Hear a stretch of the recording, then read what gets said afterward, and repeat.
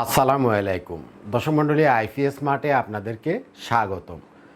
আমরা কুয়েত প্রবাসী সমীর ভাইয়ের গ্রো ওয়াটের ৬০০০ ওয়াটের একটা হাইব্রিডের সোলার সেটআপ নিয়ে যাব হচ্ছে চট্টগ্রামের পটিয়াতে। সমীর ভাই সুদীর্ঘ প্রায় ৩০ বছর প্রবাসে আছেন, মানে কুয়েতে আছেন। তো তার একটা দোতলা বাড়ি আছে পটিয়াতে, চট্টগ্রামের। তো সেখানে আমরা তাকে গ্রো ওয়াটের ৬০০০ ওয়াটের এই মেশিনটা দিব। ৬০০০ ওয়াটের গ্রো ওয়াটের এই মেশিনটার সাথে আমাদের ডায়াটিসানের ওয়াল মাউন্ট এই যে লিথিয়াম ব্যাটারিটা, এটা আমরা দিব।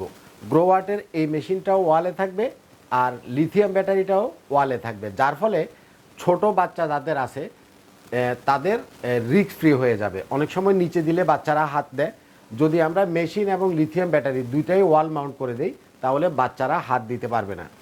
আরেকটা বিষয় বলি, সেটা হচ্ছে গ্রো ওয়াট অথবা যে কোনো হাইব্রিড ইনভার্টারের সাথে আপনাদেরকে অবশ্যই এই জিনিসটা ব্যবহার করতে হবে।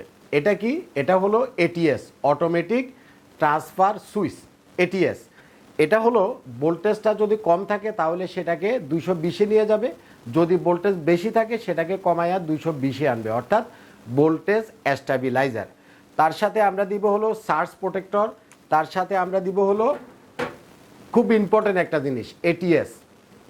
এটা হচ্ছে এটিএস, এটা হলো এবিআর, এটা হচ্ছে এবিআর মানে অটোমেটিক ভোল্টেজ রেগুলেটর, আর এটা হচ্ছে এটিএস, এটা হচ্ছে অটোমেটিক ট্রান্সফার সুইচ।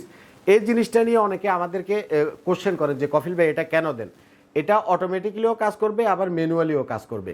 এই জিনিসটার কাজটা হচ্ছে, ধরেন যে কোনো একটা সময়ে রাত্রেবেলাতে ধরেন আপনার মেশিনে ডিস্টার্ব করতেছে, তখন সে অটোমেটিক্যালি কারেন্টটাকে বাইপাস করে দিয়ে আপনাকে রেগুলারলি কারেন্টটা সাপ্লাই দিবে। পরবর্তীতে আপনার মেশিন যদি সমস্যা থাকে বা কোনো সমস্যা থাকে সেটা সার্ভিসিং করলে আবার সে সোলার থেকেও দিবে, ব্যাটারি থেকেও দিবে, মেশিন থেকেও দিবে। এবং সার্কিট ব্রেকার যেগুলা, অবশ্যই আপনারা ভালো মানের সার্কিট ব্রেকার ইউজ করবেন। সার্কিট ব্রেকারের কারণে অনেক ধরনের প্রোটেকশান আপনার নষ্ট হয়ে যাবে। এটা হচ্ছে সার্জ প্রোটেক্টর। এ ধরনের হাইব্রিডের 6 কিলোওয়াট, 5 কিলোওয়াট, 12 কিলোওয়াট সেটআপগুলোতে অবশ্যই সার্জ প্রোটেক্টর দিবেন, তারপরে দিবেন হলো সার্কিট ব্রেকার, তারপরে দিবেন হলো এটিএস, এবং মাস্ট যেটা দিবেন সেটা হচ্ছে এই জিনিসটা, এবিআর, ভোল্টেজ রেগুলেটর।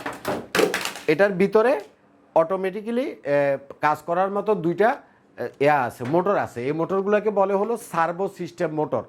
আমরা সাকোর এবিআরটা এতদিন ইউজ করছিলাম ভোল্টেজ স্টেবিলাইজার, কিন্তু ইদানিং সাকো ব্র্যান্ডের যে ভোল্টেজ স্টেবিলাইজার এগুলো এতটাই বাজে করছে, লাগানোর 2 মাসের মাথায় সাকোর এবিআরগুলো পুড়ে যায়। তো আমি আপনাদেরকে এই জিনিসটা একটু কেয়ারফুলি দেখে শুনে কেনার জন্য বলবো, যাতে এবিআরটা না পুড়ে। বন্ধ।